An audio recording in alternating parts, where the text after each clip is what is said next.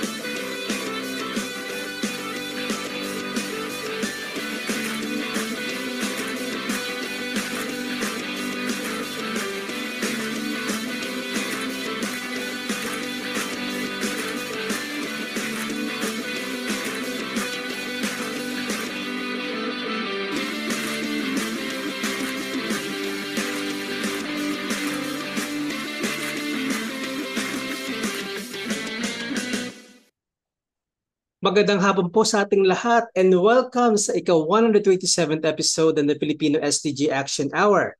At muli nyo kaming samahan sa isa't kalahating oras ng palitan ng mga kuro-kuro at mga impormasyon na napapanahon at tiyak na kapupulutan ng aral. So pag-usapan po natin ng ngayong hapon ang topic na pinamagatang Fast Tracking the Digital Transformation of Philippines Enterprises and Communities. So ito po medyo exciting para sa akin kasi ang alam ko lang po talaga sa internet ay mag-social media, mag-email at manood po ng videos. Pero ngayon po, ayan po ay papalawakin po ng ating presenter for today.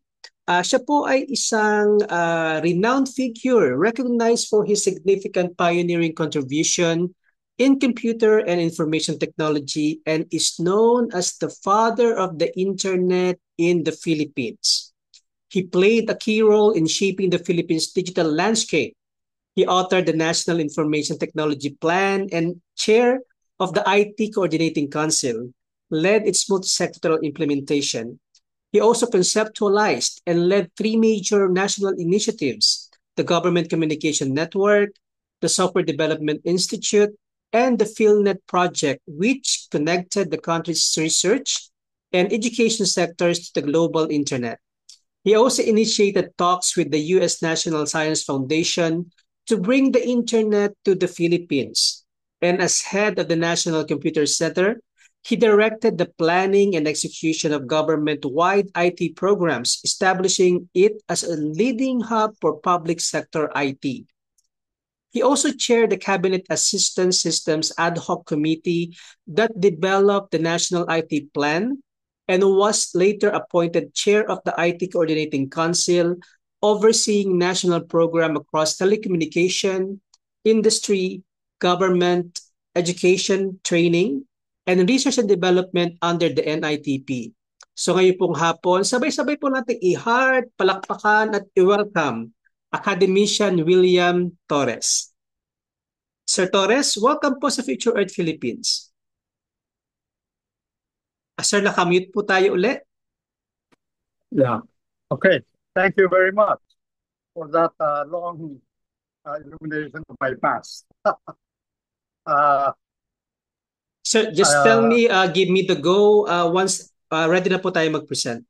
Well, I'd like you to show the first slide.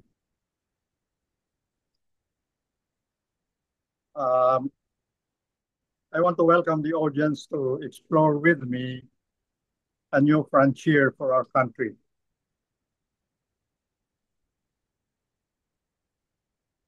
Okay. Let me begin by telling you that I am sharing a number of slides that come from my presentations, which I have done in the past 3-4 years along the lines of what we're going to talk about. I am going to talk about a word or a phrase that is already being mentioned everywhere, and that is digital transformation. In short, DX. But for today's session, I'm going to focus on the digital transformation of Negros Island, now Negros Island region. But so that you can talk about it together at the end of my short presentation, I'd like to share with you some trending terms that are used in various ways. But what I'd like to suggest is that we focus it on the context of what we're talking about. So there are three parts to what I'm going to show you in terms of slides. And these are the what and the why of digital transformation and why we should do that for Negros. But the more important thing is really after we are aware of what it is already, the question and the challenge is how do we make it happen? And as an example, how will we make it happen in Negros, where I'm deeply involved in? Next slide. Mark? Next slide, Yes, please. sir. Yes, sir. Ano lang po? It's not, yan po. Okay. Yeah, in a graph which reflects a journey from where we were to where we want to go, that's what we call the digital transformation journey. But we began, before we even use the word, with the simple term digitization. In other words, we've done this already and we're masters of it, you might say. We convert real records like text or writing or even audio and video into digital format. And that's what we have done. The next step would be how do we organize that information so that we can better use them. And that is not yet at the second step, which is digitalization. And this word has been mentioned by our president only maybe 2 or 3 years ago. It is only recently that I've heard him use the word digital transformation. Digitalization is nothing more than automating processes. Okay? In other words, we use the data that we have gathered through digitization, and then you use certain technologies, which are also called digital technologies, in order to process this digitized data into the form that we want. And so, in the past, we've been doing this, but we've been doing this maybe individually or in clusters. But I think we find the need to streamline all of these things that we have automated, data as well as processes. And we are going through that process, even as many other people are moving ahead. And if you read the caption of the, if I may focus on the last stage, which is called transformation of the institution or digital transformation, let me read the sentence. A series of deep and coordinated culture, workforce, and technology. These are shifts that enable new educational and operating models and transform an institution, operations, strategic directions, and value proposition. So in other words, we are far away from being able to make full benefit from the internet, because all of these things are done on the internet with all its, parallel technologies. By the way, in the past, when we say ICT, we really mean only the infrastructure, which allows us to make use of information and communications together. But nowadays, ICT means information and communication, singular, technologies. And another way of saying that is digital technologies. This is different. This is not ICT of the past. And this is what we are trying to grapple with. Next slide.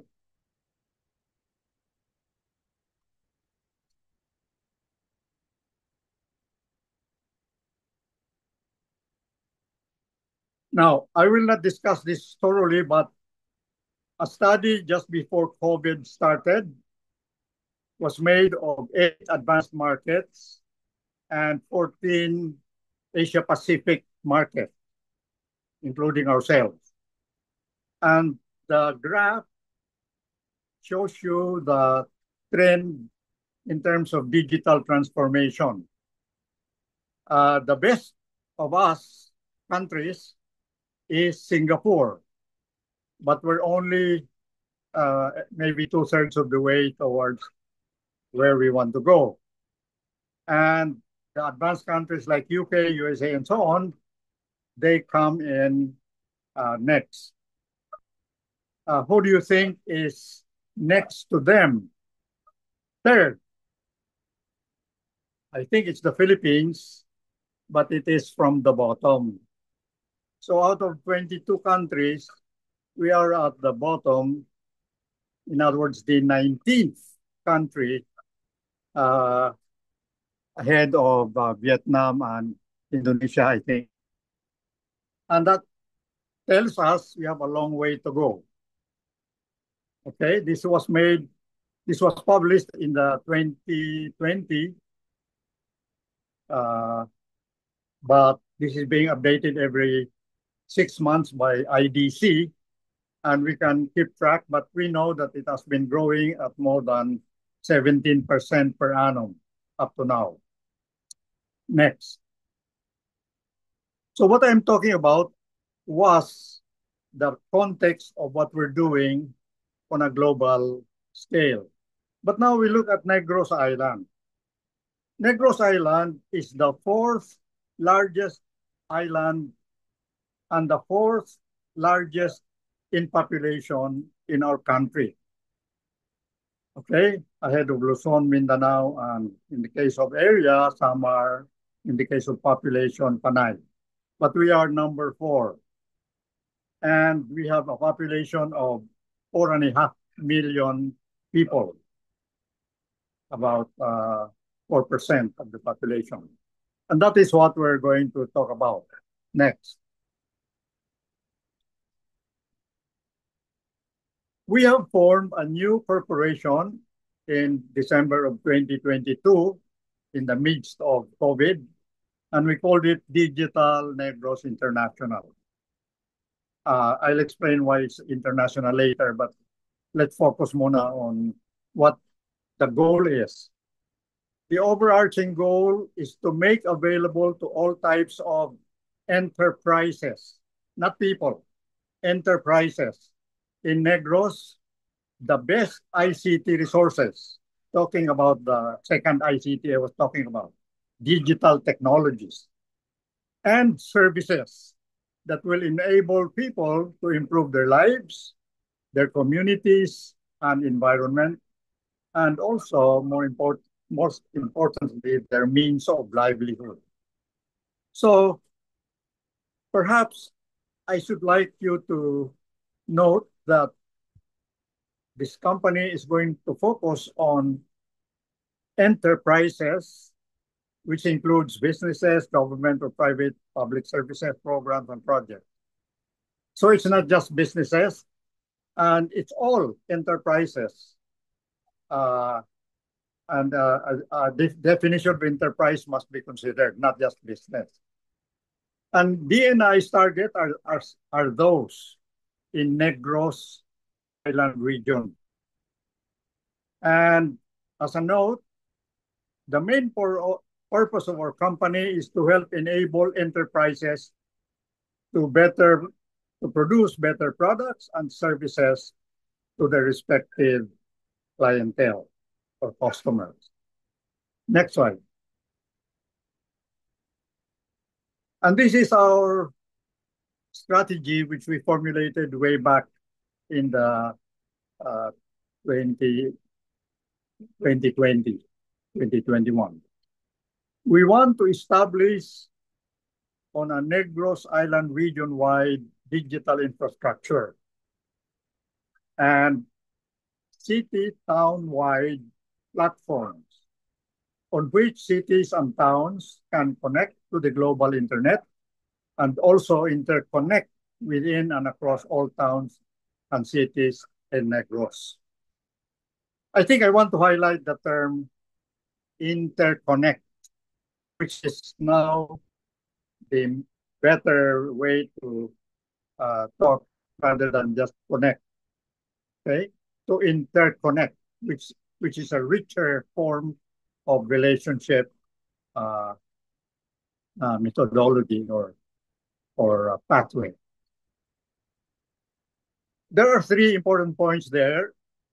We want to partner with external entities whose ICT-oriented services are appropriate for Negros. So marami yan. Pipiliin yung anong maganda para sa Negros. Number two, to develop professionally skilled people together with ICT resources. In other words, we develop this together, not separately, and services in both Negros provinces. We should now say 3 provinces, including Siquijor. Now, those are long-term perspectives. The short-term perspective is we need to demonstrate what we're thinking of developing. So at the start, we need to showcase and demonstrate these innovative models in cities of Bacolod, Bayawan, Cadiz, and Dumaguete. And because I come from Bayawan, and my rich partner for this company is the owner of the biggest transportation company in the country, Mrs. Olivia Yanson, who also comes from Bayawan, we have decided that we will pilot even these 4 areas that we're talking about in Bayawan. Okay? Having piloted this in Bayawan, we hope that the cities and towns around Bayawan will be able to not only hear about it, not only being able to read reports about it, but maybe to see it at work. So showcase. In other words, we want to walk the talk in this program. Next slide. And how do we want to do this in terms of strategic services of DNI? We want, and this is the one that really makes it international. Attract investments and professional expertise and skills for the enterprise in Negros, wherever it may come from. Okay. Number 2, provide ICT-related and ecosystems-oriented strategic services to enterprises for Negros and beyond. And the third is the one that we are going to show first, startup enabler and startup enterprises in cities and towns of Negros and hopefully beyond Negros. And by the way, I am already beyond Negros, but I'm helping Marinduque do something like this also. Next. So this is the big thing that face us. And this is what I think would be important to talk about after a few more slides. How do we make this happen? Next slide. To be able to appreciate what we're going to be talking about, I'd like us to think about a few terms that are recently being used. Enterprise ecosystems, number 1. Number 2, digital enterprise ecosystems, EE, towards becoming an EE, DEE. So I showed 4 examples there, which is really our priorities also. Educational ecosystem for a city. In other words, that ecosystem consists of all the components that will enable a city improve the educational services within the city. And similarly, we talk about health for a city, the food supply chain for a city, and ecosystem for MSMEs, micro, small, and medium-scale enterprises for a city. So this is the main thing that we would like to persuade our enterprises in all the towns and cities to consider an ecosystems approach or enterprise ecosystems approach. Now, behind this would be the 2 things that are important that our company will take in charge of. The creation of digital platform ecosystem in a city, and also a digital infrastructure for Negros Island. Now, when we say infrastructure, we're typically comparing this to the transportations which are physical, no? Like water, energy, and other things, transportation even, and the soft infrastructure. But here we are really talking about something that is virtual. And this we will not emphasize too much. So we can just imagine after I've explained a bit on what the first one is. Next slide. So what is an enterprise ecosystem? And please take note about this, because this is really the key idea of what we're trying to do. And there are many others who are doing this around the globe. An enterprise ecosystem is an interdependent group of enterprises, people, and or things that work together towards a shared goal. So it's not just one company that we're looking at. It's a set of companies, a set of enterprises. And the question to ask is, what kind of interdependence are we talking about? We need to discuss that further, because different ecosystems perhaps have different types of interdependencies. Now, does this mean that companies must work together and not compete with each other? No. It means we are going into both competition and collaboration or cooperation. So there's a word that we're using there, competition. Okay. So the question is, how does a regular enterprise ecosystem become digital? Next slide. It's the same phrase that I'm using, except for the middle part. Interdependent group of enterprises, people, and things that share a selected set of one or more digital platforms. Right away, you ask the question, don't we have this already? Yes, we do. Like Facebook, like Google, like other social media platforms. But hindi sapat yun. Hindi obra yun sa gusto natin gawin. And these enterprises, ecosystems, will work together towards shared goals. Okay, next. So we want enterprise ecosystem to become digital enterprise ecosystems. This is my slide, and we will start with this. Digital platforms enable digital enterprise ecosystems. And so there are 2 bullets that I'm asking you to think about. Imagine how a digital platform ecosystem or a city would look like. Imagine how a digital infrastructure for the entire Negros Island region would look like. We can only describe this as we go along because unlike regular infrastructure, you build the infrastructure first and then people will come and use them.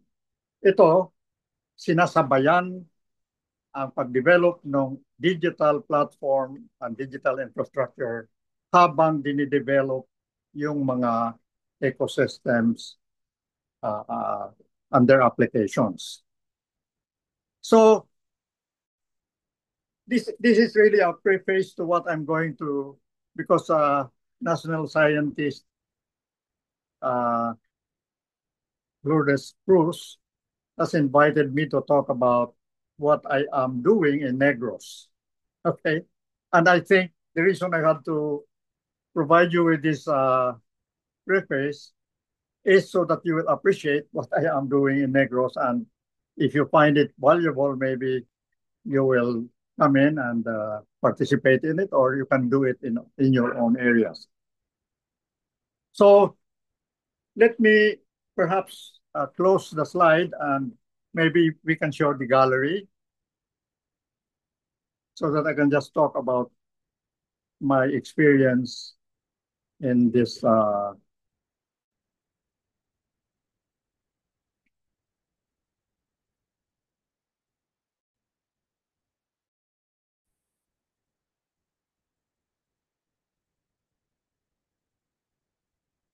pwede ipakita yung lahat.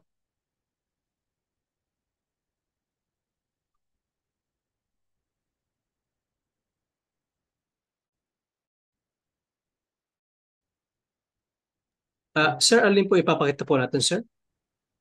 Wala na. The gallery, all the participants. Show the participants. Kasi we want a conversation about this because that's what I thought national scientist Bruce wanted me to share. We have shown dito yung mga panelists, pero yung most of the participants, yung mga 33 participants, hindi sila nag-a-appear, hindi ba? Hindi, pero hindi may po, gallery. sir. If you press Kasi, gallery, makikita mo. Ito po kasi, sir. Magbukas tayo lahat. Ha? Makita mo lahat. Gusto Gallery yun. Buksan natin ang lahat ng ating mukha. Yun. Kasi ayaw kong magsalita sa sarili ko, di ba? Sige, umpisahan ko na habang ginagawa yon. Alam mo, noong 2010, about 15 years ago, I was invited in Dumaguete to give a talk. And the idea was, how do we reach the barangays with the internet? And so, whatever technology was there at that time, we talked about it. And some people listened and they did it. But then, technologies evolved and more better and maybe less expensive technologies became available. And so there was an evolution from a simple connection of a gadget or a device via wireless or cable or fiber to a central.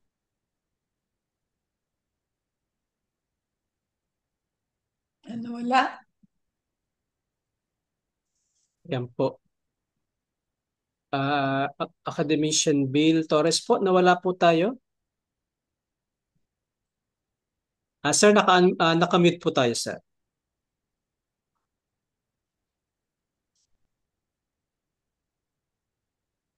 Nawala po uli. Mukhang kailangan nga po talaga ata ng digital transformation sa Negros.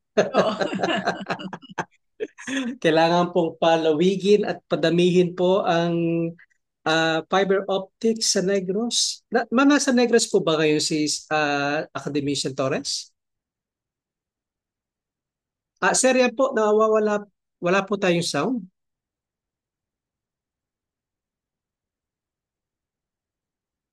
Nag-freeze po si Sir. Ano? Hello? Yes, sir. Yan po. Okay na po. Okay. So, nag-evolve yung paggamit ng internet, di ba? At over Nawala po ulit si Sir.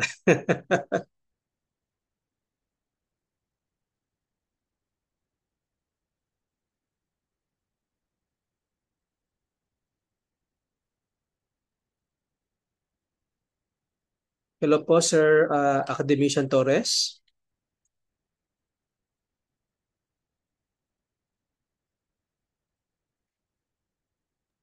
Kailangan yata si Elon Musk Starlink.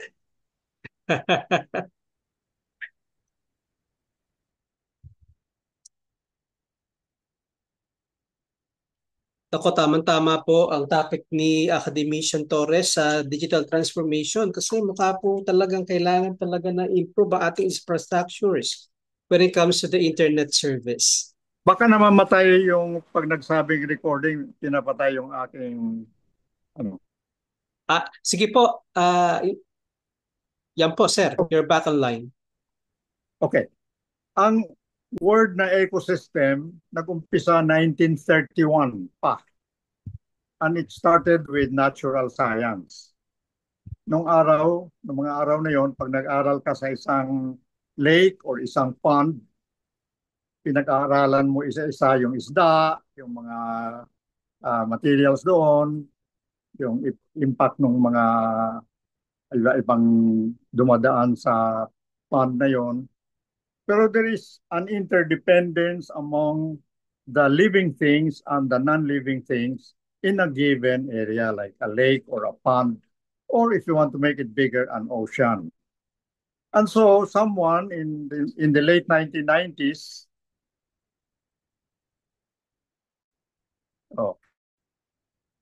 merong message dito, changing the language to Tagalog. Hindi pwede.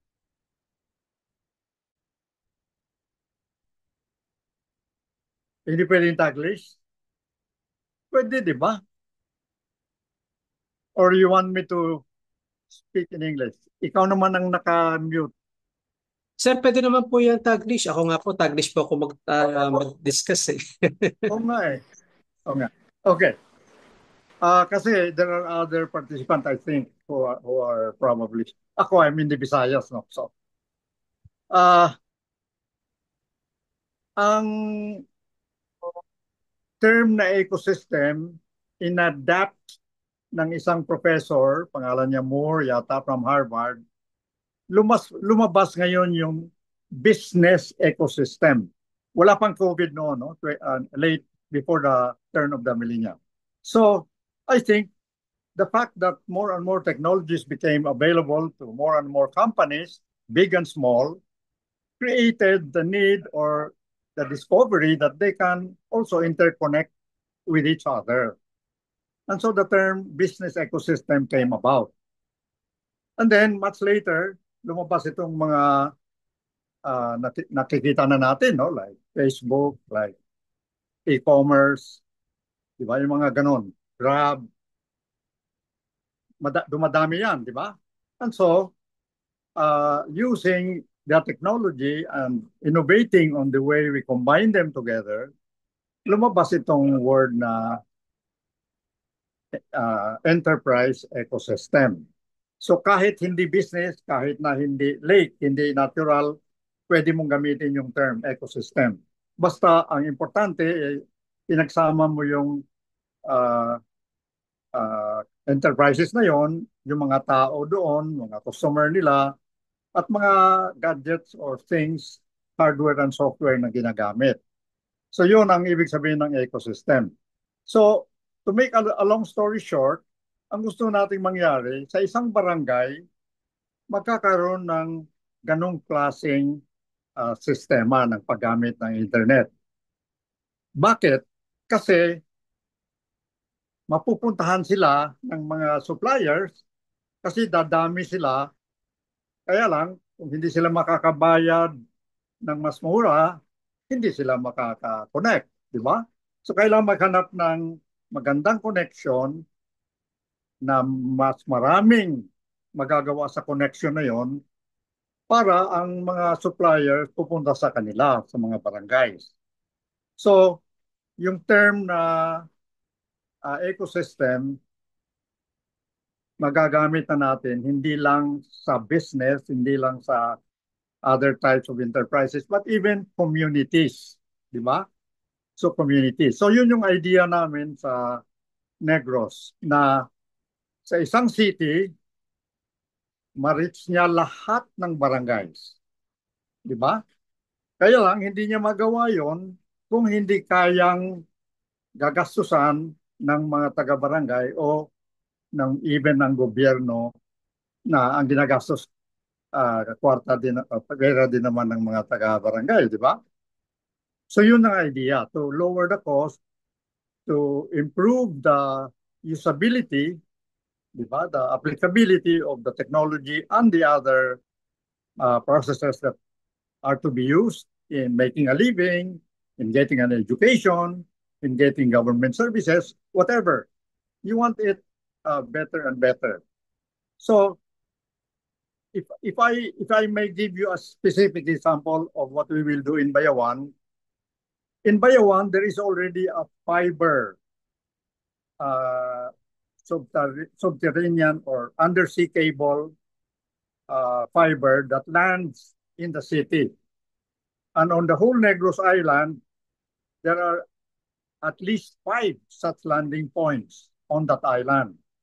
Fiber that travels around the world, around the globe, tens of thousands of kilometers. Okay? So pag nakakonect ka doon sa landing point na yon, connected ka na internationally, di ba? Ang problema, paano mo i-connect yung mga barangay doon sa landing point na yon? Yun, may mga solusyon na wireless. So, nakikita mo yung mga towers, tapos may wireless makakarating sa malayo, pero hindi makakarating sa lahat kasi mahal ang tower, mahal ang service, at kukunti lang yung gagamit. Kaya mahal. So kailangan paramihin yon at mapaparami mo yon kung ang paggagamit ng mga tao sa mga barangay ay marami ding paraan, no? Lalo na panghanap buhay at saka yung iba pang nilang gagawin, no? Hindi lang entertainment, hindi lang chismis. Di ba? Kasi walang pera doon eh. Di ba? So, sa Bayawan, we have a landing point and we have already connected along the main highway that cuts across Bayawan to the other cities. There are many already that are connected, government as well as private enterprises. Sa mga barangays, yun lang maabot ng wireless ang makakasama. Pero yung mga remote, hindi makakasama. So ang Bayawan, mayroong 28 barangays. Palagay ko, ang naaabot pa lang na barangay ay wala pang 15. Di ba? Halos kalahati lang. So yung kalahati, nasa malayo, hindi pa maabot. So there was, we thought that dapat may solution yan. At ang solution ay nandyan na. Andyan na. Noon wala pa yon, pero ngayon nandyan na. Kasi mayroon ng wireless, mayroon ding fiber na pwede nang ilagay kahit na from one point to another within a barangay.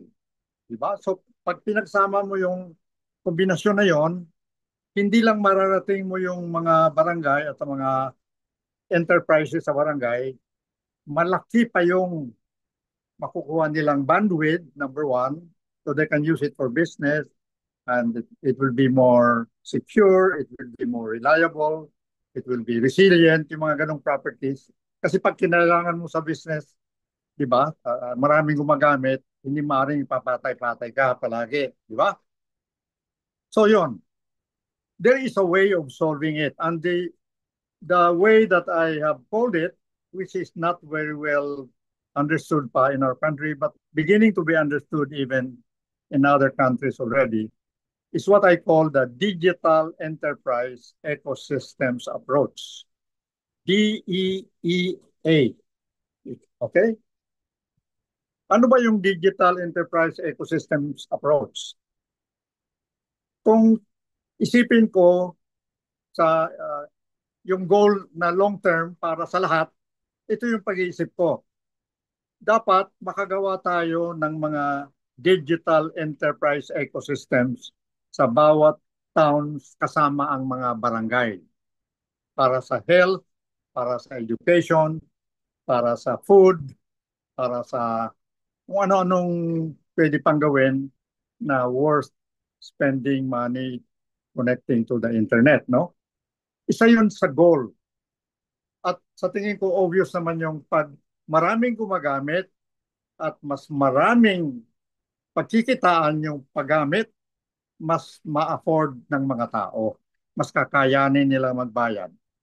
Moreover, kung marami sila nagsishare dun sa isa o dalawang link papunta sa kanilang barangay at saka spread out dun sa barangay, pag nagawa mo yon, magiging mas mura sa bawat isa. Di ba? So, mayroon ng mga ginagawang ganon, kaya lang hindi siya cohesive doon sa mga iba pang iniisip natin. So isang kwan yun, paramihin yung mga digital enterprise. Ang pangalawa is malaking challenge yung paglagay ng tinatawag kong city digital platform or digital city platform. Kasi yun yung hindi gagawin ng telco yun at hindi magagawa ng gobyerno yun. And they have tried doing that and they're still trying. But it looks like we cannot do these things in the usual way. We have to invent, we have to innovate in a better way. Ito na yung sinasabi ko na tingnan mo yung supply, tingnan mo yung demand, tapos i-develop mo pareho para yung supply pupunta doon sa may demand at yung may demand kaya niyang bayaran yung mga supplier. Diba? At ito, hindi ito paminsan-minsan.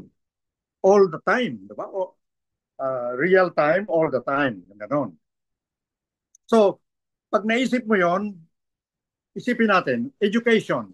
Paano ba mag-i-improve ang education kung mayroong data ecosystem bawat barangay sa buong bayan na they are interconnected together? Well, isa of course is yung teacher, marireach niya yung mga estudyante niya kahit sa anong barangay siya nanggaling, di ba? Kahit na hindi sila makita palagi, di ba?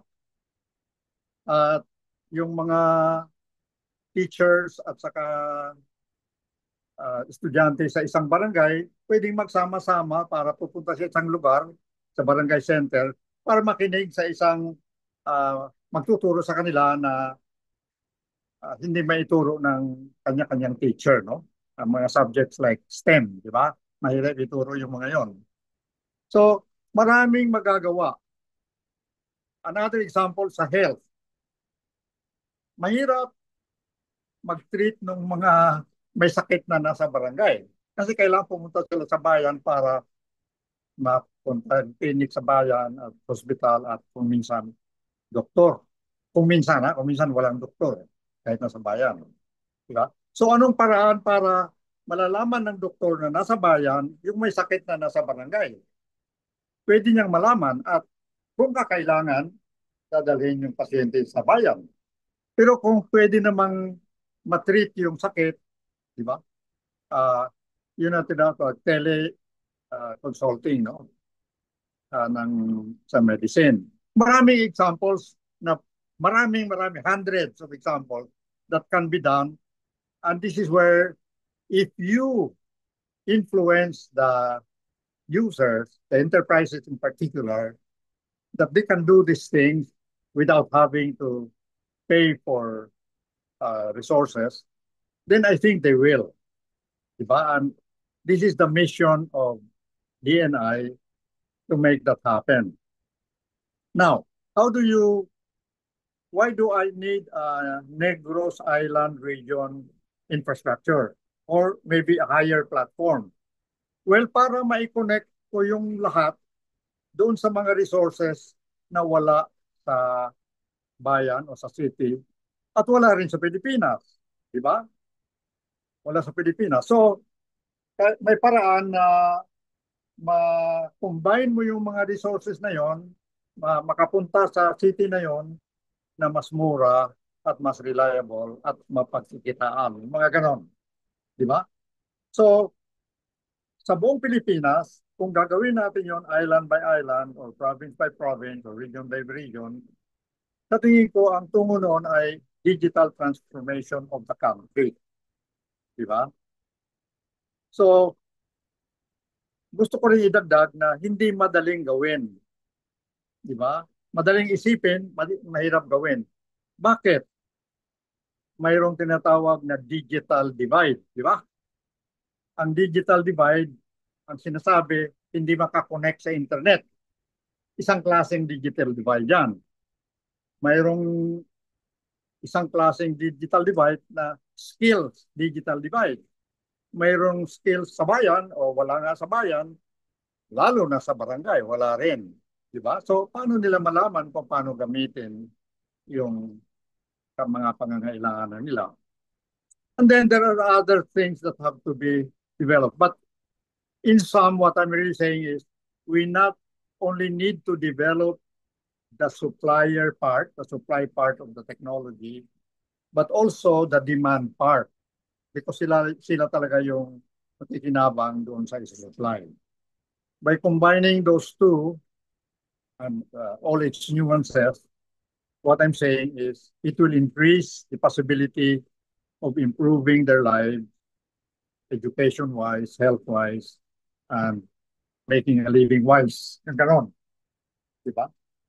So, madaling maipakita sa umpisa kung ilimit mo lang sa isang barangay.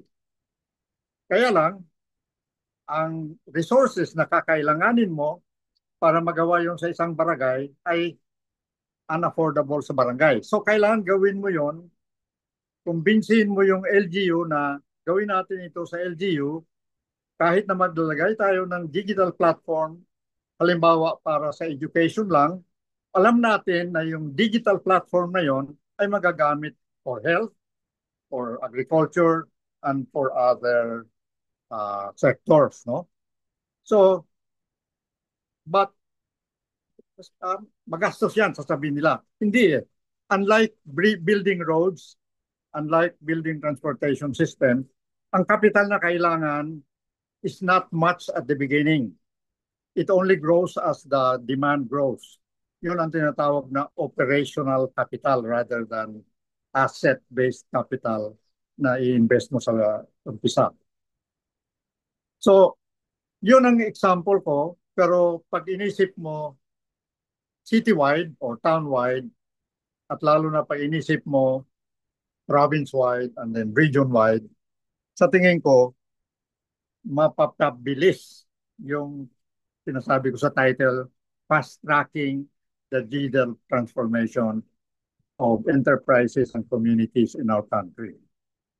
We will show it in Bayawan to start with, but almost a little after that, mag-upisa na yung Bacolod, Dumaguete, Cadiz, and maybe Siquijor. Because the company is there not only for 1 year or 2 years, but like any a company of this nature, they will be there in the long term. So with that as preface, I hope there is a discussion that will ensue.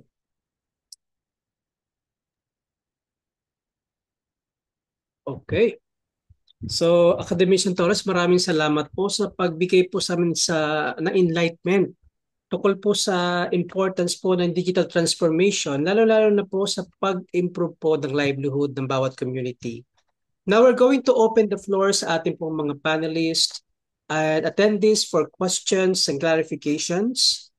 It's our time para po malaman po natin yung mga kasagutan sa ating mga questions Kasi para po sa akin, ito pong mundo po ng information technology, computer, ito po ay isang alien language sa akin.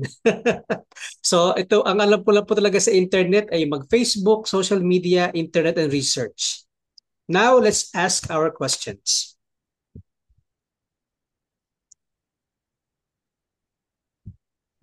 Academician Torres, ito, curious lang po ako ha.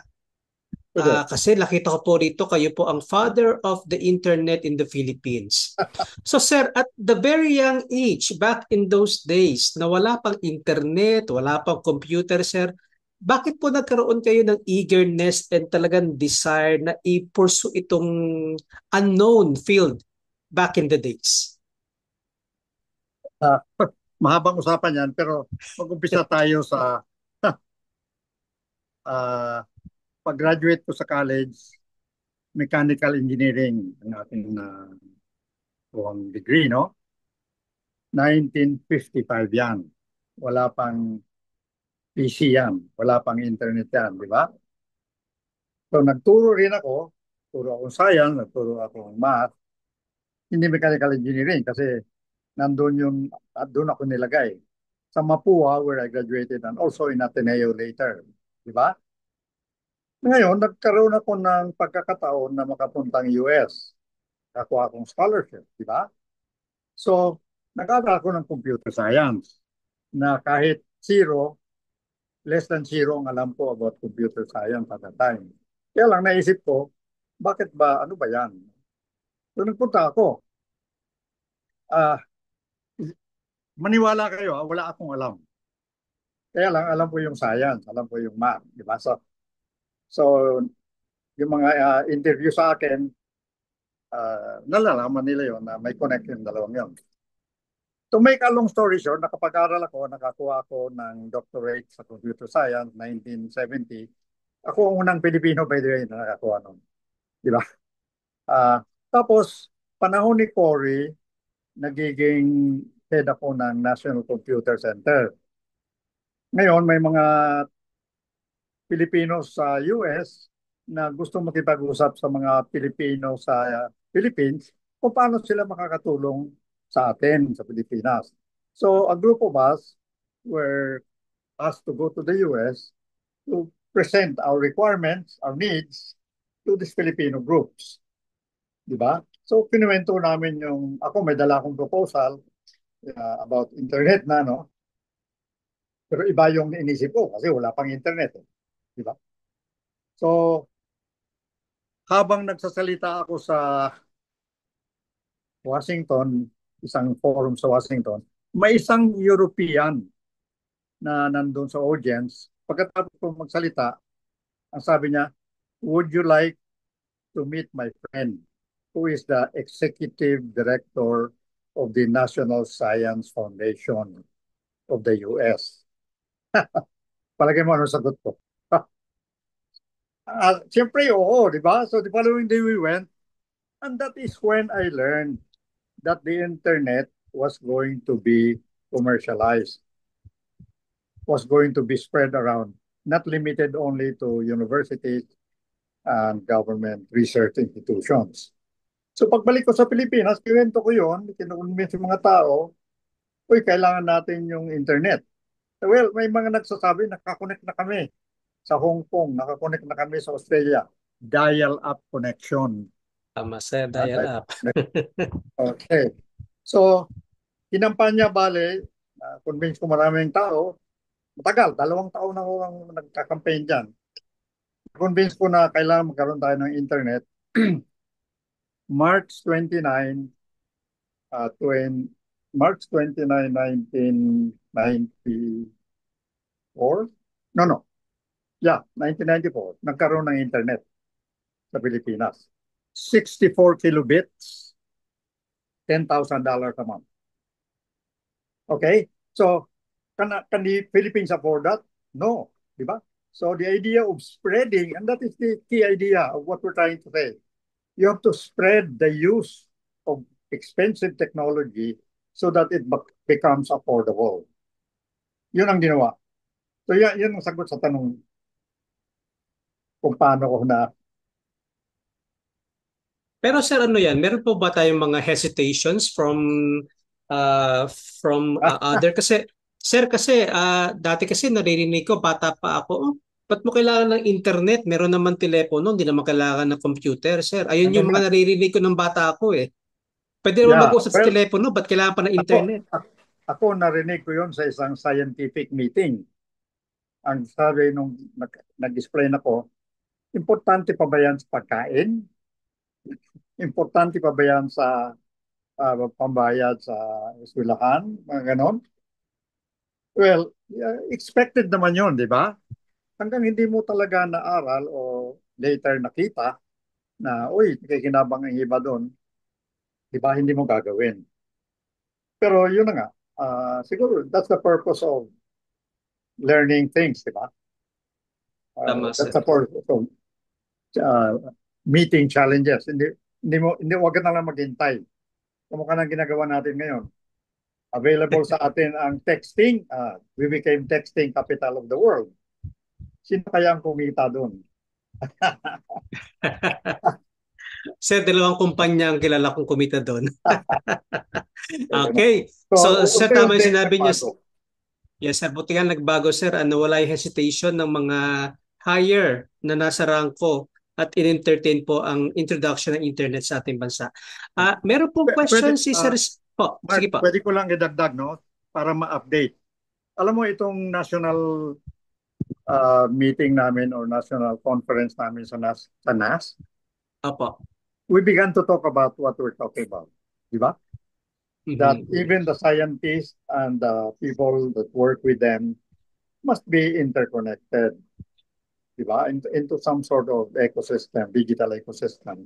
Para, di ba, magawa ng mas mabilis at mas malawak yung ating marating, di ba? Tama po, sir. Yun yun. So mangyayari yan. At in fact, sa usapan namin sa small group namin sa NAS, sabi namin sa 50th anniversary ng NAS, huwag na nating pag-usapan. Kailangan maipakita na natin. Di ba? So Opo, sir. yun yung mga usapan na yeah, I'm so happy about because in our own way, we wanted to do something for ourselves, but perhaps others will also find out that they can do it elsewhere together. Okay po. Mapunta po tayo sa pagtaas ng kamay ni Sir Cesar. Yes, Sir Cesar. Ano po ating question? Academician Bill, thank you very much for an interesting and challenging presentation. I have 2 to 3 issues pero related sa sa cost benefit. Right. Okay? Magkano ang cost sa Bayawan so far? That's one, ano? Number 2, sabi mo, pwede maski wherever in the Philippines, ang thinking ko lang, baka pwedeng build up. Build up mo na Okay. available in terms of budgets and available. And then as the LGU gets more money, expand.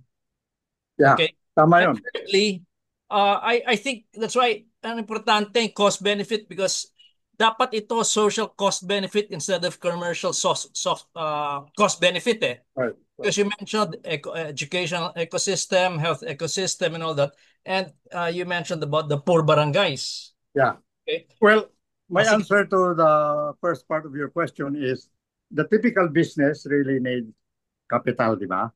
Mm. To be able to assemble the resources that they need, including people, di ba? Mm-mm. Hindi ganon para sa business na iniisip namin. In fact, ang model nito, di ba, ang typical business is a pyramid. Mayroong may-ari na sa taas, siya yung may capital, tapos may mga employees sa baba, di ba, silang gumagawa and so on. Itong amin is inverted pyramid. Kami yung nasa baba, i-empower namin at i-enable namin yung nasa taas. Mga enterprises, mga eskwelahan, mga ganon. Ang capital, hindi asset, kundi operating capital. Mm. Di ba? Yeah. So, hindi siya mahal kasi hindi sa una yung investment. Ang investment, habang pinapalaki mo yung business mo.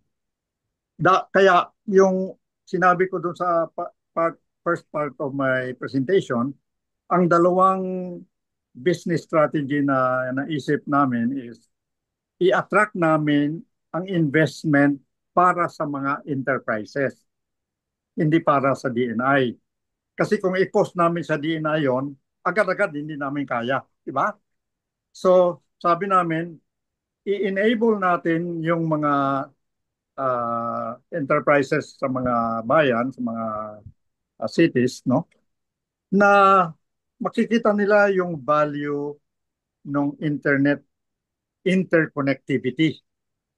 Kasi makaka-improve ng business nila in terms of product quality, product sales, di ba? At maybe diversification can come in.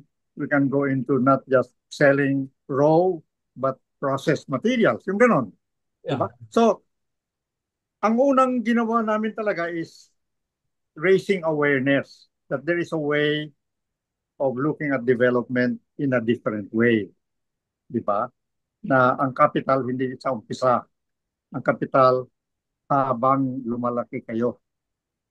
Di ba? So, parang if you put that in a micro, halimbawa isang pamilya no, na may anak na OFW, di ba? Anong tulong na binibigay niya sa pamilya niya? Di ba? Para pagkain, panigarilyo, pag-inom, ganun siguro yon.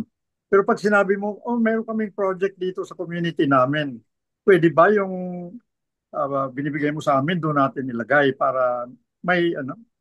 At kung marami kayong ganun, di ba? Makabuo kayo ng tinatawag kong operating capital. Kasi ang operating capital, monthly mo babayaran, di ba? Yung internet connectivity, monthly. Tapos pag magkasama kayo, may bibilin kayong isang asset na medyo mahal, you buy it together para mapamura, at maybe DNI can negotiate with the suppliers for the wholesale cost rather than the retail cost. Yung mga ganong approach. So, hindi siya madali. Kaya lang, mahirap ipakita, di ba? Na tama yung approach na yon. Kailangan you must convince more and more people to become savvy in that kind. Kasi yung internet, kung isipin mo, sino ba may cellphone nung araw? Wala naman eh. Pero ngayon, mas maraming cellphone pa kaysa tao dito sa ating bayan. Kaya lang, cost sa kanila yon. Di ba? Wala silang, some of them are making money out of it. Di ba? But we want more of such people. And we want better education, better health, better food, yung mga ganun. How can we bring that about with the participation not only of big businesses, but even the small businesses as well? Let me just follow that up. Ano? Am I going too far na, Mark? Or Okay lang po, sir. Go ahead. I'm convinced, your framework is exciting and I'm convinced, but I'm looking for, let's say, a timetable. Okay. Operations and also cash flow. Yun lang then I will have a better grasp. Okay. Because what you're telling me is the whole country needs internet access, whether it's fiber or wireless. Yung may pera, they can easily afford to buy, Yeah. Ang problem, the way I see it is that yung walang pera at manangailangan ng education, health, yan ang mas Nahirapan sila, di ba? Yeah. Okay. So I'm trying if there is operational timeline. Okay. Operation, equipment, Okay. and cash flows. Okay. Sa aming strategy, ang malaking element talaga is dapat may ipakita kami sa umpisa. Di ba? Okay. What's that? Okay. Sa Bayawan, there are 28 barangays. Only half are connected to the internet, no? Yeah, Of okay. course, the people have cell phones. They can say they are connected to the internet. But they are not using it for the purposes that I mentioned, no? So ano ang gagawin namin? Nakapili kami ng isang barangay na pwedeng i-connect kaagad sa fiber, with fiber. Kasi malapit lang sa daan, Sa landing. sa landing point, no? At saka, ang landing point nag-extend na sa highway, di ba? So kung malapit ka sa highway, madaling In fact, a good example is, mayroon kong kapatid na nag-retire from abroad. Siya mismo nagpatayo ng poste at saka ng fiber. Siya bumili noon papunta sa kanyang bahay. Di ba? Ibig sabihin, pwede. Kaya lang, mahal. Di ba? Isa lang siya mahal. Siya lang ang makaka-afford siguro doon sa barangay niyo. Ang sinasabi ko, you are doing it for the entire barangay. Di ba? At that's already a proven fact na when you share a link together and then distribute that link to many users, you will lower the per unit cost. Yeah. Okay? So yun. That's the principle. And timeline. We're talking about months to connect that one barangay. In fact, we're going to have one barangay along the coastline of Bayawan and another barangay which is remote. Di ba? Doon sa remote, ito yung baka hindi nyo naisip to. Sa remote, pwedeng i-connect sa tower, na pinakamalapit na tower by wireless to that barangay. Magtatayo ka lang ng low tower, no? So makonect mo yon. Tapos, within the barangay, kung hindi kaya ng Wi-Fi, kasama limited yung reach ng Wi-Fi, pwede kang maglagay ng fiber, sarili mo. Di ba? Ikabit mo sa mga puno ng nyog, ganon. Di ba? Nagagawa na yun ngayon. So, it's a creative way of combining technologies that seem expensive, but in fact, when combined together, will lower the cost per unit of user. So yun yung strategy. And I'm fortunate no na yung aking partner, uh, owner ng Ceres Transportation Company sa Visayas, Mindanao, kung alam mo yun, Mrs. Johnson. So, I know Ceres. transportation company. Yeah. Diba? Ang mayari noon, Johnson. Kababayan ko yung matriarch. Okay, so Bayawan, that's why Bayawan is our pilot project because people there will believe her more than me because I only transferred to Negros less than a year ago because of this project. So let me also isa pang hindi minsan nakikita is hindi kailangang iwanan mo yung trabaho mo ngayon para makasama ka dito sa trabahong gagawin. Part-time lang, malay, no? So in terms of pangangailangan, I don't have to budget for, annual budget for many employees, no? I'm just going to budget honorarium or consulting allowances, mga ganun. Yeah. Okay. One last point. Mark, tatahimik na ako. One last point. Sige po. Yun nga, baka why limit yourself to Negros if there are people excited? Because I like the project. I understand it, Baka if there are people excited throughout the Philippines, baka they can link up with you and, you mentioned about tower linkages or poste lamang eh. Yeah. Well, why not limit yourself to Negros? That's it. Mark, tahimik na ako. Well, this is partly part of my involvement in maybe a national campaign to influence more people to think about it, di ba? And maybe, actually sa Marinduque, maybe more than a year ago, may tinutulungan na ako doon, di ba? At alam mo, Cebu, Bohol, and Panay, di ba? They are next to Negros. So we're already thinking yung ating gagawin, buong Visayas yan. Di ba? So, kaya lang, yun nga, yung element na gusto ng mga tao makita. Kasi wala pang nakikitang ganun eh. So, dapat maipakita namin, una sa isang bayan, pangalawa sa 5 bayan, but later yung ibang bayan, makukonect ng sa amin. Di ba? Kasi there's such a thing as di ba? Multi sa city or multi-towns.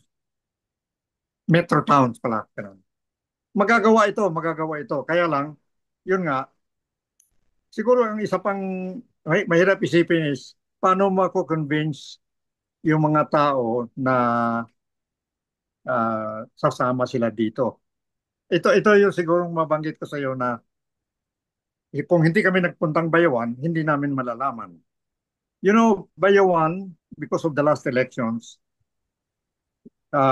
noted that most of the people who look for work, skilled work, they get out of Bayawan. Diba? They go to Dumaguete, they go to Bacolod, they go to Cebu, Manila even. Diba? Why can't we generate livelihood and job in Bayawan mismo? So, palagay kumagat yung suggestion na maybe while we are training people, whether they're in college or even in senior high school, we can already ask them to help in their barangays, no, when we do these things. Diba?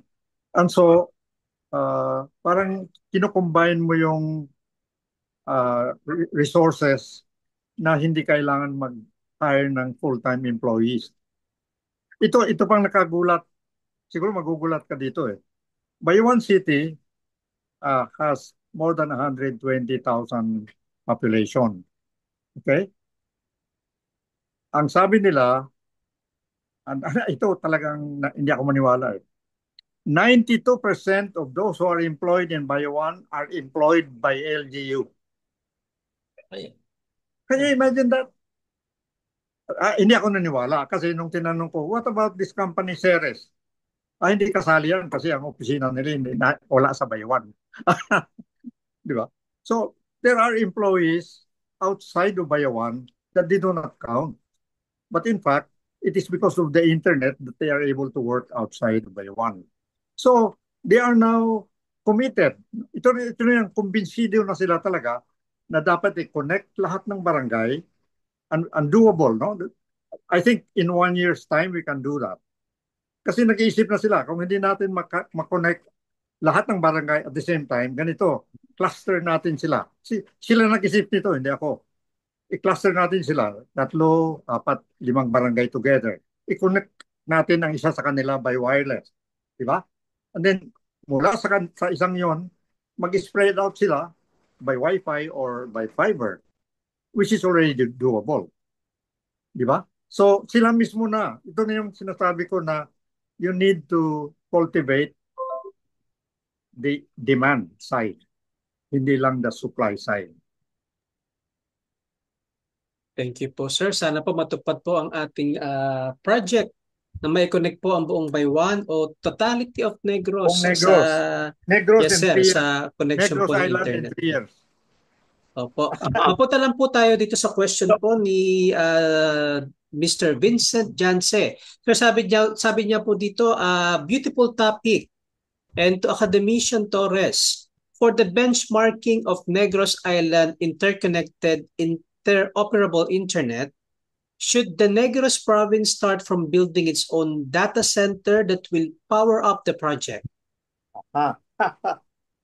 My answer right away is no need.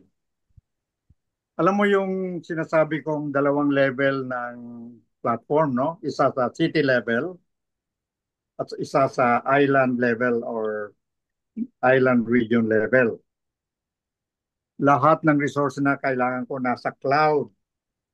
Di ba? Hindi ko kailangan ng data center sa Bayawan. Hindi ko kailangan ng data. Siguro may ilan-ilan na kakailanganin ng data center. Pero isipin mo ito pag nag-connect ako sa isang data center sa Singapore from Bayawan, mas mura pa kaysa mag-connect ako sa Cebu o sa Manila. Di ba? Kasi Sir, saan po ang pinakamalaking storage ng data center sa mundo? Sir, alam po somewhere in US, pero sir, saan nung doon? araw, US, no? Yes, sir. At alam mo ang kailangan ng data center at ngayon idagdag mo yung AI ay energy. Kasi maraming data ang kailangan i-store. So data center, di ba? Yes, Data sir. center are physical things that require 24-hour operation, di ba? Pero ang bagong approach, network of data centers. Mayroon isang kumpanya, global company, na nasa more than 400 data centers all over the world. Because they are connected by this fiber around the world, people can source their data center needs from anywhere in the world. Okay po. So sir, hindi na po tulad dati na isang parang Hindi server kailangan. lang sa US ang kukuhanan natin ng information. Yeah. May mga, Singapore is just one example I gave. Hong Kong mayroon, Tokyo mayroon, South Korea mayroon, di ba? 400 of those. Ang pangalan ng kumpanya na yon, Equinix. Equinix. Tingnan nyo, malalaman nyo yun. Sinasabi ng kumpanya na yon, hindi na internet ang inyong infrastructure. Digital ecosystem na. Kasi yung digital ecosystem na talaga, nakakonect yun sa mga resources na hindi mo na kailangang mag-worry. At saka pag inisip mo yung security natin, tama sir. At saka yung regularity of our power, patatak ko na lahat power, di ba? Yes, sir. Sir, punta po tayo dito sa question po ni Academician Arnel Del Barrio. So, magandang hapon po, Academician Torres. Sad to know that the Philippines is ranked number 3 from the bottom in terms of the internet. Ano po ang kailangan para ma-address ang gap? Well, one of the factors there is not just connectivity, di ba? It's the value that is generated by this connectivity and interconnectivity, di ba? Halimbawa lang, alam mo ba na ang ating BPO, ang laki ng itinaas ng dollar income nila from before COVID to after COVID. Di ba? So, ang question, bakit sa metro centers lang may BPO? Bakit hindi pa ilalim yung function ng mga BPO sa mga barangay? Kung may magandang connection sila, pwede. At yun ang gagawin ng Payuan. Kasi mayroon ng mga nagtatrabaho as work from home, sir. Di ba? Yes, sir. Madami po kilala rito, sir, mga kamag-anak. Talagang kilala, sir, na talagang nag-work from home. Instead na pumunta ng office sa Alabang, sa Manila, dati po mismo sa mismong bahay sa Calamba, nagtatrabaho paggabi. Yeah, so yung mga ganong opportunities, hindi mangyayari kung hindi mo ilalagay yung platform na sinasabi ko. Di ba? At kung sir, ito po pong mismong natin, ito mismong platform natin ng Zoom. Kung wala pong digital transformation, I don't think makakaroon po tayo ng webinar.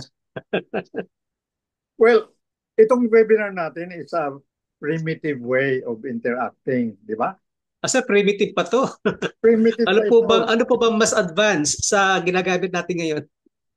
Well, pwede ba isang button na lang ipipress ko, konektado na tayong lahat? Oo nga, sir, no. Alam mo ba yung technology para dyan na pinopromote din? Internet of Things. Di ba? The things are interconnected and you delegate to the things what it is that you have to do yourself. And of course, that is a very mysterious thing sa ating pa, artificial intelligence and Internet of Things. But it is happening. And especially those who work in the bigger challenges like climate change, diba? And environmental protection, yung mga ganun. Napakalawak yon. Kung walang interconnectivity, hindi maaayos yung ating mga ganung problema. Tama po, sir. Sir, ito po, meron po atang, Sir Ted, meron po kayong question kanina? Narinig ko si Sir Ted kanina nagsalita pero... Sige po, sir. Yeah. Nandito lang ako, nakikinig kanina pa, pero alam mo, dual task, may ginagawa rin ako. By the way, I'm looking forward yung interconnectability na sinasabi nyo, kasi I'm always working in the farm. Paano mo marireach out yung mga farmers? So, I look at the future na ito na siguro yung lalo na yung interconnectability, isang button na lang. Kasi sabi nyo, primitive pa itong ginagamit natin ngayon. Okay? Although mas primitive pa yung ginamit ko noon, namomonitor ko yung project namin through cellphone lang.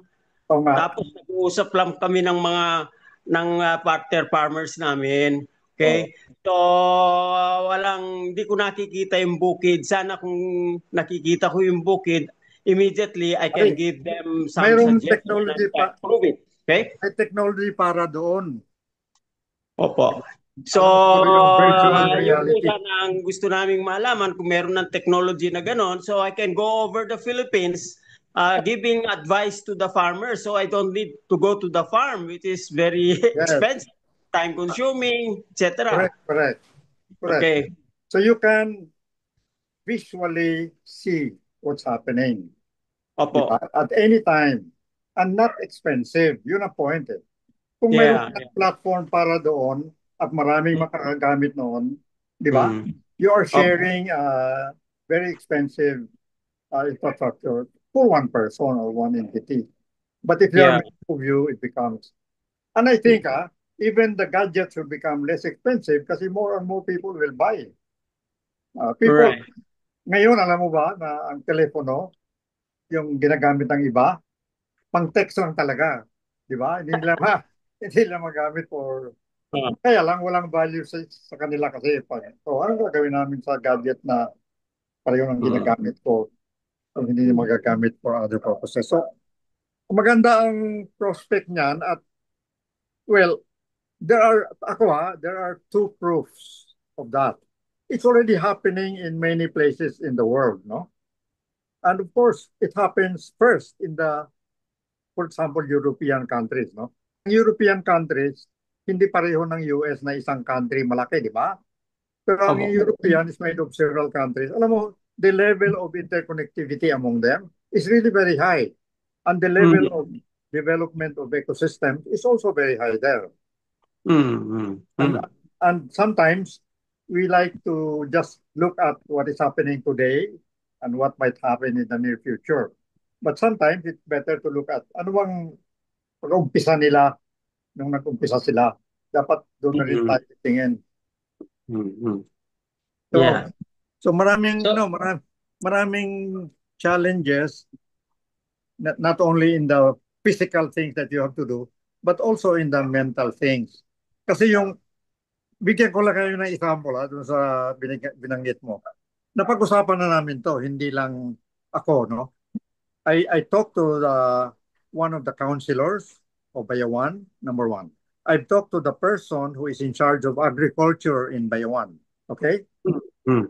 They are talking about livelihood and job generation. So, focus on the farms kasi we are an agricultural town. Sa farm, marami ng mga anak wala doon sa farm. Lumayas na, di ba? Para makakita na mas magandang trabaho. Ano bang configuration ang pwedeng makabawas doon sa pag-migrate ng mga tao sa farm? Number one, dapat may opportunity of livelihood, no? So, ang isang batang marunong, kung tutira siya sa sarili niyang farm lang at doon lang magtrabaho, hindi niya makukuha yung gusto niya makukuha. Pero kung sabihin natin na marami sa farm niya at saka sa ibang neighboring farms, sa ibang countries na makakabenefit, sa ibang barangays na makakabenefit yun sa gawala, I think he can create a livelihood not only for himself, but for a group of people. Ang tawag namin dyan is handyman, no? Mayroon kang handyman na ang type niya is pang-farm, di ba? Tutulong siya sa livestock, sa mga greenhouses, yung mga ganon. Mayroon din sa fisheries. Fisheries, they require occasional help, di ba? To fix their, not only their nets, but even their boats, their motors, and so on. Mayroon kailangan, ibig sabihin mag-create ka ng livelihood na yung mga tao don't have to leave the place to be able to earn something. So, dalawa yung twin objective, livelihood generation and job generation.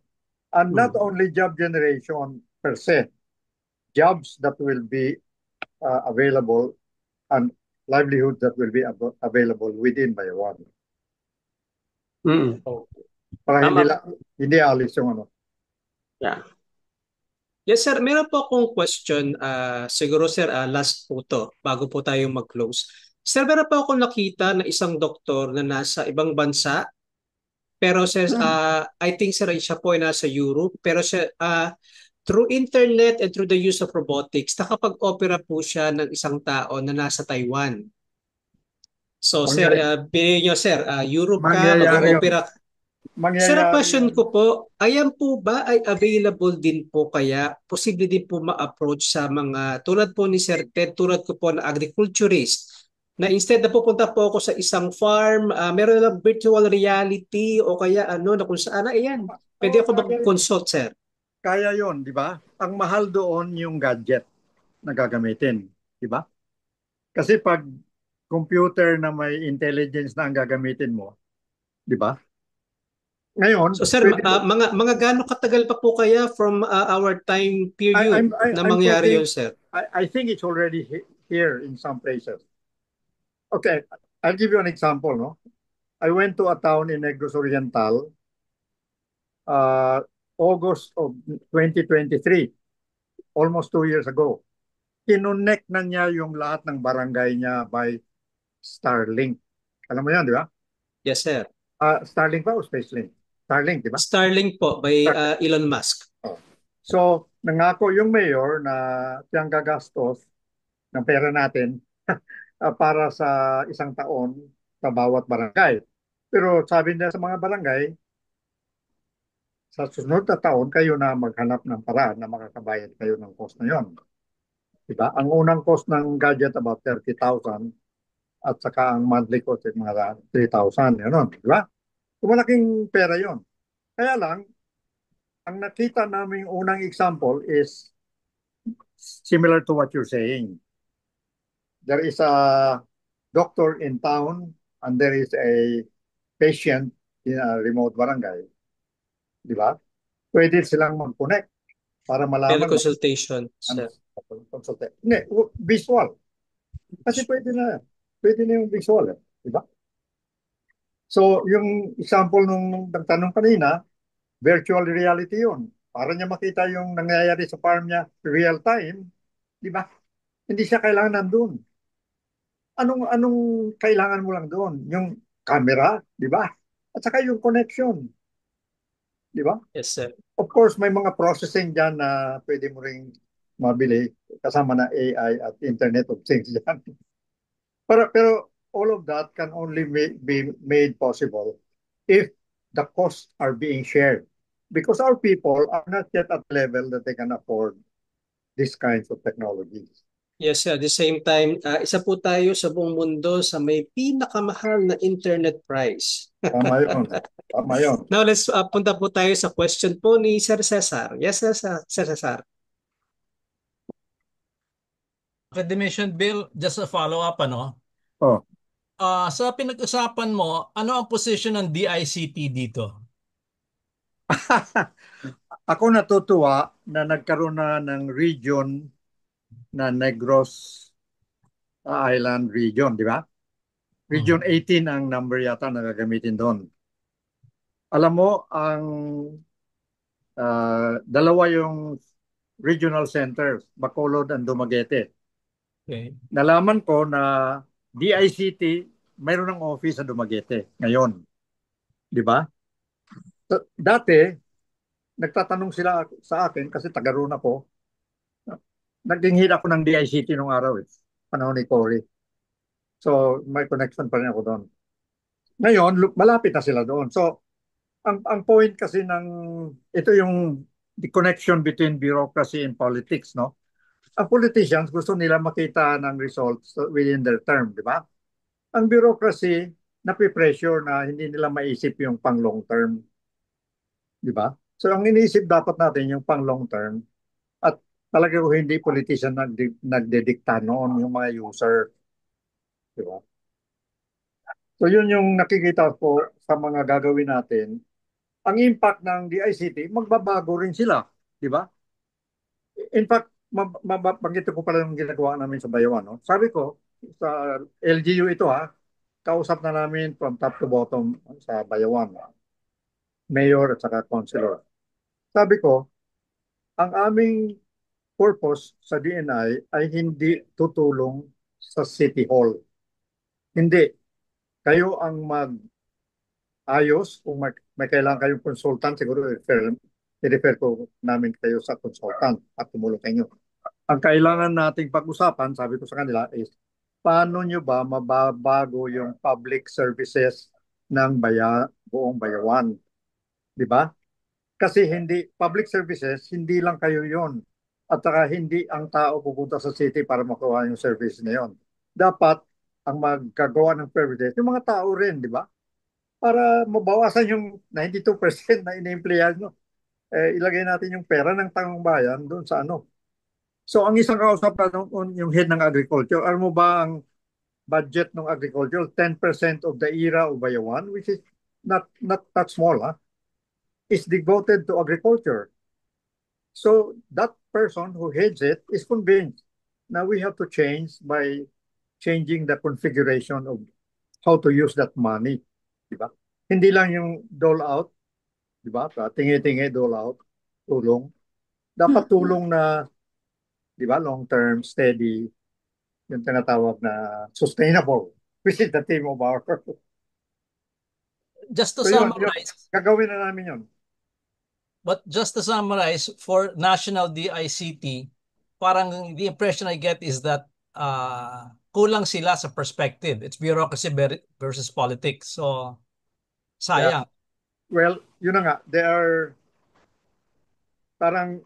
tied up to getting results to be seen right away. Di ba? Ganun eh. Nagtrabaho sa gobyerno, matagal. DAP ako. Tagal ako sa DAP. Tsaka head ako ng NCC, panahon ni Cory. Okay. Thank you. Thank you. Yeah, magbati lang ako quickly kay Akad Torres as an agronomist, agriculturist po. Ako ay nakahandang tumulong dyan sa inyo sa Negros pagdating sa agricultural production. Okay, paano ma-increase ang yield ng tubo, ng rice, vegetables, and fruits. Tama yun. At saka hindi sige, sir, ako naman po sa soils. Di ba? Yeah. Reducing the waste, di ba? Reducing the cost. Opo. Kasi you make money by reducing the cost. At sometimes, because of the huge waste, anyway, economic problems are challenging, especially if many people are involved. Opo. So sir, bago ko po hilingin ang parting words po ni Ma'am Luli, tanungin ko po kayo, Academician Torres, in a prophetic way. Saan niyo po nakikita ang internet service and connection, digital transformation ng bansa natin mga 10 to 20 years from now? Maaabot po ba natin yung 120,000 gigabyte na speed per second ng Japan? Palagay ko ngayon palang maabot na natin yan eh.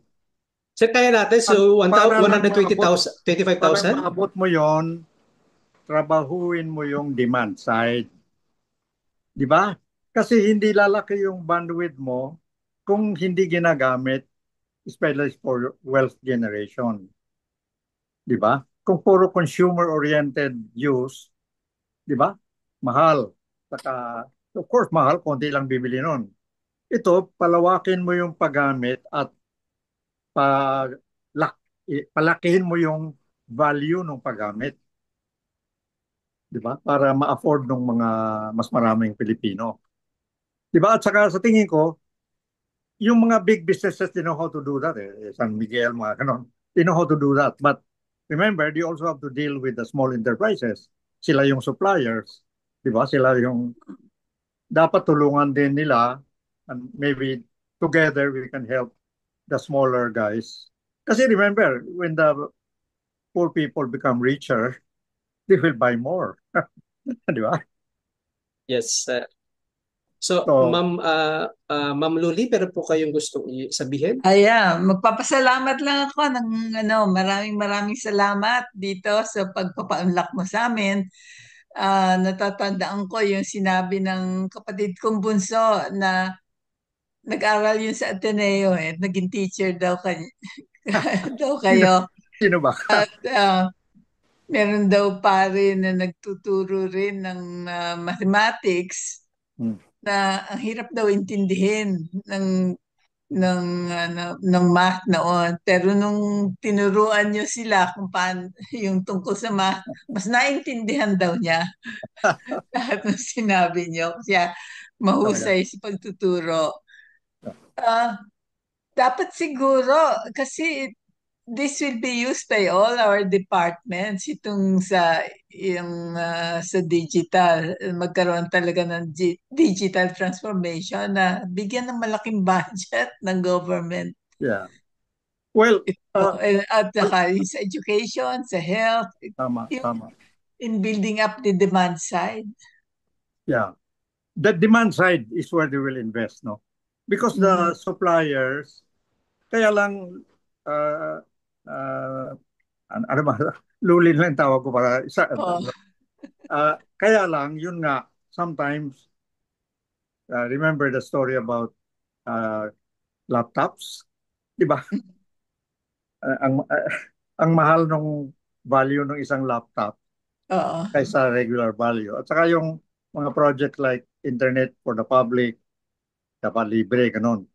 May mga policies kasi na hindi tugma sa panahon natin ngayon. No? Hindi kailangan talaga ng dole out ang mga Pilipino. Eh. Ang kailangan nila opportunity so that they can do things on their own. So, palagay ko ang DICT, matututo rin yan pag nakikita nga nila na may pagbabago doon sa baba. The LGUs are sa akin lang, no? Ang LGU, kung mayroon na silang makikita sa LGU, mga LGU na nagbabago naman yung paggamit ng IT sa lower level, no? Palagi ko the policy and the allocations will also change. Sana. Yung skills development, yung value ba nung while you are studying, especially if you're from the rural areas, pwede ka bang mag-aral din habang kahit na may trabaho pa sa araw, meron kang... Oo nga. Diba? Yung mga ganun eh. Wala yun. So, magkakaroon nun. Sa Negros, bago ako mag-retire siguro, 3 years from now, baka makita ko na yung Negros. Di ba almost 90 ka na ngayon? 92 ako, ano ka? 92. Mag-90. 93 na ako sa November. Ang lakas-lakas niyo pa. Opo nga, sir. Hindi po mukhang 93, sir. Hindi po mukhang 92, sir. Sir, ano pong secret po dyan? Green diet po ba tayo? Exercise your body and exercise your mind. How do you exercise your mind? Not by memorizing, but by facing challenges. Di ba? Yes, sir. Noted po yan. Noted. Talaga, curiosity. Mula pagkabata pa ako. Curious na talaga ako. Tama po, sir. Tama po. Saka, yes, Luli, in answer to the observation of your son, I really encourage my students in math not to memorize, but to derive. Di ba? Di ba? Mas naintindahan daw niya talaga yung math nung kayo nagturo. Tama po, sir. Kasi ang dami pong mga professor na ipapamemorize sa inyo mga formula na hindi niyo man talaga matatandaan. Maganda. Si Father McManus putting together using your mind. Ano yan? Diba, tayong dalawa, Father McManus. Ano po, Sir Cesar? Yung sinasabi ni Doc Luli na hindi maintindihan ng mga estudyante, si Father McManus ata yun eh. Siguro. Father, kilala ko yun. Yun daw po si Father McManus daw po na Ateneo, yung hindi naiintindihan ng mga estudyante. Baka lang. Baka po, sir. Alam mo kung bakit ako nagturo sa Ateneo, Luli? Pinairit ako ng isang Jesuit para umpisahan yung course na Management Engineering. Time Bugler ba yun? 1962 yun. 1962. Kasi nasama po ako. Alam niya, engineer ako, pero ang tinuturo ko, yung theoretical at saka mathematical. Mhm. Thank So, you. so yun. At Okay saka, po. I'm glad to hear something like that from you. I hear a few things like that. Like Yeah. you can, for example, repeat that Manny Pangilinan was my student, Ah, but he remembers me as well. oo. He was economics major. Ako tinuro ko sa kanya math. Di ba? Marami akong estudyante na nasa taas na ngayon. Pero hindi ko sasabi ako may dahilan noon, di ba? Nakatambag lang. Na-challenge sila. Nako sir, ang laki po ng inyo naiambag sa ating industriya ng internet connection. So masabi ko lang po sir na sana po matupad po yung inyong pangarap na ang Pilipinas, hindi lang Negros, ay maging part po ng digital transformation. Kasi ang internet po, sa ayaw at sa gusto po namin ay parte po ng aming buhay, I think hanggang sa akin, mismong henerasyon hanggang sa aking pong pagtanda. So sana po sir, matupad po yung ating mga pangarap at nakikita ko po sir ng internet connection, ang magandang connection, digital transformation ay isang tool para masagot po ang mga suliranin na gusto namin doon dito sa Future Earth Philippines, which is SDG. So sir, alam ko sir, malaking gagampanan ng internet connection and digital transformation sa poverty, food security, livelihood. Yeah, in fact, Sa lahat po yun. pag inisip mo lahat ng goals yata ng SDG, Lahat. diba? Masusuportahan ng kung ano yung nakaka-enable sa kanila na Tama magawa. sir, meron nga po ako nakikita dito sir, mga kamatis, ini-spray yan digitally by computer and may timing. So hindi na kailangan tao sir, yung mismong ano na computer, internet na ang nagdidesisyon ng pesticide, ng fertilizer. So I think sir that is the way to go when it comes to food security. It will just be a matter of decades, I can say sir. Yeah, to a certain extent it helps, but let's not forget the human being has to come in, di ba? That's right sir. That's right sir. Okay po. So, dyan po natin Salamat din. tinatapos ang programa ngayong hapon and salamat po sa pagsama po sa amin today. At muli po tayo magkita next week, same place, same time, same channel. And Academician Torres, maraming salamat po sa inyong oras at sa inyong napakamakabuhay na pag-share ng inyong knowledge sa hapon na ito. Well, salamat So, naman at ako ay nagpapasalamat lalo kay Luli na naimbita ako sa FEP. Diba? sir, Maraming next time salamat po, sa inyo.